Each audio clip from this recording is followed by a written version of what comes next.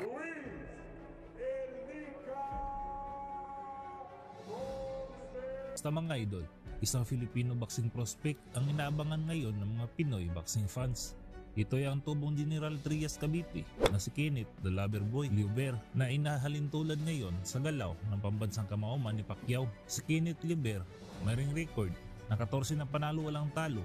Siya mang pinatulong nito, isa itong OPBF champion. Samantalang makakasaya ni Kenneth Liuber ang veteranong 2 Division World Champion na pambato ng Panama. Ito ay si Luis Concepcion. May ring record na 40 na panalo 11 ang talo. 29 ang pinatulong nito. Isang delikado pa rin kalaban itong si Concepcion mga idol. Kung makakaharap mo ito sa ibabaw ng lona. Pero tiwala po tayo sa kakayahan ng ating kababayan mga idol.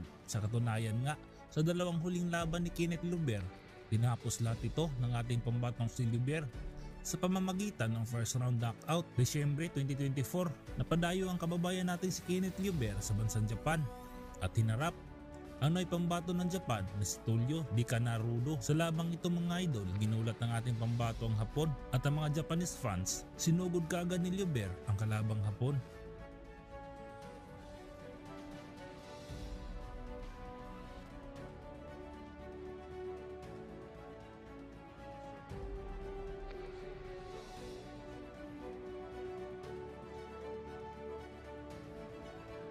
Pagkatapos pabagsakin ni Liuber si Tulio Di Canarudo, 3 buwan ang makalipas, isa na namang Hapon ang hinarap ng ating pambato.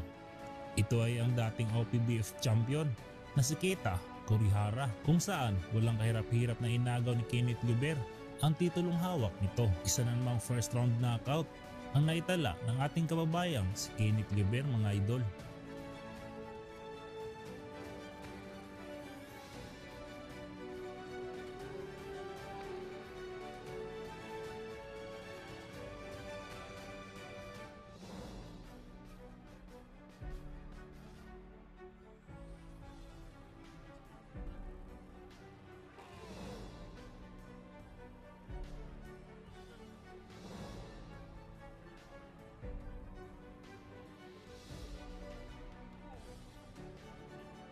Bago ang bakbakang Kenneth Liuber kontra Luis Concepcion mga idol, ating balikan ang huling laban ni Luis Concepcion kontra David Villar.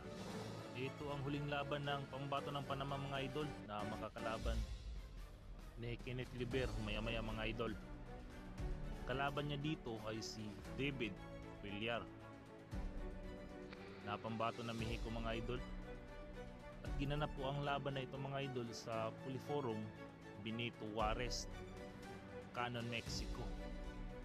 Yan, kitang-kita po natin mga idol na mahilig mga to si Concepcion pala. Hilig sa malun ng suntok. Pero mahilig din mga sumugod itong si mga idol, si Luis Concepcion. Hindi rin natin ito pwede i-underestimate kasi nag-ano rin ito training. Wala talagang head movement ito Luis Concepcion. Patayan ang gusto nito mga idol, kaya maganda itong mamaya. Ang movement talaga. Pinakain mo masuntok nitong Mexicano. Medyo tinamaan yung Mexicano mga idol. Ayun na naman. Yan ang delikado.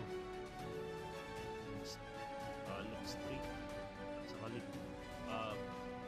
right straight pala at saka right hook nito. Delikado ito kung tama kasi naging sayang nito. Ganaganap ang labang nito mga idol 2023 pa. So natingga ito ng 2 taon, kaya may kalawang. Ayun, tinigilan na referee.